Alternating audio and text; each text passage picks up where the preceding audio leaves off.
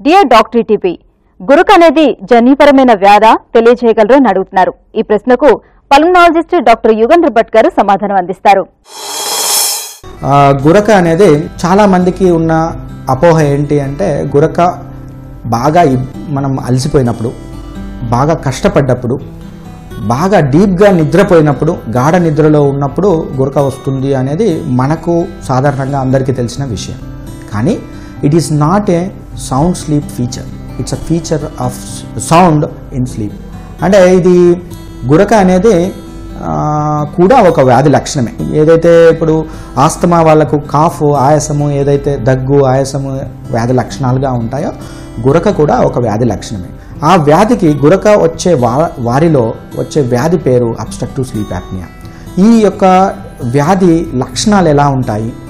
గురక రావడము, వెయిట్ చాలా ఎక్కువగా ఉండడం, పర్టికులర్లీ నెక్ అనేది కొంచెం లావుగా ఉండడము, షార్ట్గా ఉండడం, థైరాయిడ్ ప్రాబ్లమ్స్ ఆల్రెడీ ఉండడం, డే టైమ్ స్లీపినెస్, నైట్ వీళ్ళు గురక వల్ల డీప్ స్లీప్లో ఉండక సూపర్ఫిషియల్ స్లీప్లో 4 రకాలు ఉంటాయి.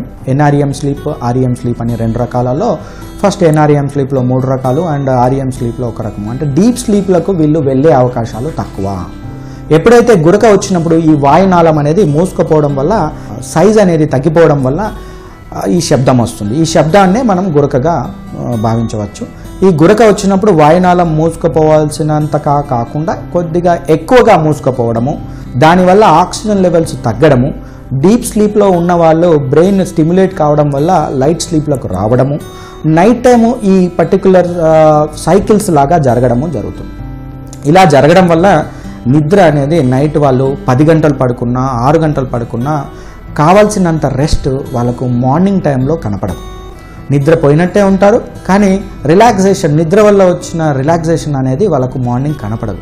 ఎప్పుడైతే నిద్ర వల్ల వచ్చిన రిలాక్సేషన్ కనపడదో మార్నింగ్ టైంలో నిద్రపోయే అవకాశాలు ఎక్కువగా ఉంటాయి. ఈ అవకాశాలను బట్టి వేర్వేరు సందర్భాల్లో నిద్ర యొక్క సివియారిటీ డే టైంలో ఉన్న దాన్ని బట్టి మనము దాన్ని కూడా ఒక డే టైమ్ స్లీపినెస్ అంటారు. మార్నింగ్ టైం నిద్రపోవడం కూడా మనం ఒక లక్షణంగా తీసుకోవచ్చు. ఇవన్నీ కూడా అబ్స్ట్రక్టివ్ స్లీప్ యాప్నియా లక్షణాలు. అంటే గురక రావడము, నైట్ అప్పటికీ నిద్రపోయినట్టు అనపడకపోవడము, మార్నింగ్ టైంలో ఖాళీగా ఉన్నప్పుడు కానీ, డ్రైవ్ చేస్తున్నప్పుడు కానీ, వేరే వాళ్ళతో మాట్లాడుతున్నప్పుడు కానీ, టీవీ చూస్తున్నప్పుడు కానీ, వేర్వేరు సందర్భాల్లో మిగతా వాళ్ళు పోయినట్టు కాకుండా అలర్ట్గా ఉండకుండా, యాక్టివ్గా ఉండకుండా డల్గా ఉండడం, ఇవన్నీ కూడా స్లీప్ యాప్నియా లక్షణాలు. ఇవి ఉన్న వాళ్ళకు ఏమవుతుంది? ఈ డిసీజ్ ఉన్న వాళ్ళకు మనం మెయిన్గా ఈ పర్టికులర్ లక్షణాలు ఉన్నప్పుడు స్లీప్ స్పెషలిస్ట్ అంటే న్యూరాలజిస్ట్, పల్మనాలజిస్ట్ అండ్ కార్డియాలజిస్ట్, వీటిల్లో వాటి రకరకాల స్లీప్ యాప్నియాలో ఉన్న రకాలను బట్టి పర్టికులర్ డాక్టర్ దగ్గరికి వెళ్లాల్సి వస్తుంది.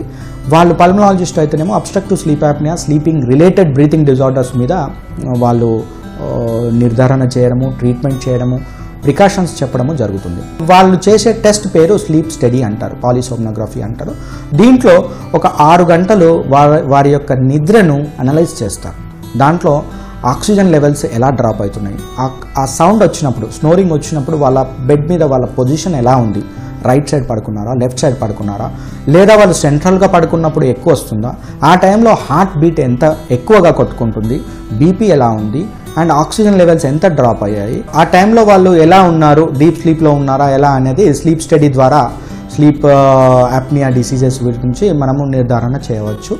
అది ఆ పర్టికులర్ స్టడీ జరిగిన తర్వాత డాక్టర్ గారు వాటిని అనలైజ్ చేయడం వల్ల, విశ్లేషించడం వల్ల severity, mild stage, moderate stage and severe 3 రకాల స్టేజెస్లో రకరకాలుగా ట్రీట్మెంట్ ఉంటుంది. దానికి ఒక సిపాప్ అనే machine or BiPAP machine, positional changes, weight reduction, ఇలా రకరకాలుగా వాటి సివియారిటీని బట్టి వాటి యొక్క ట్రీట్మెంట్ అనేది జరుగుతుంది.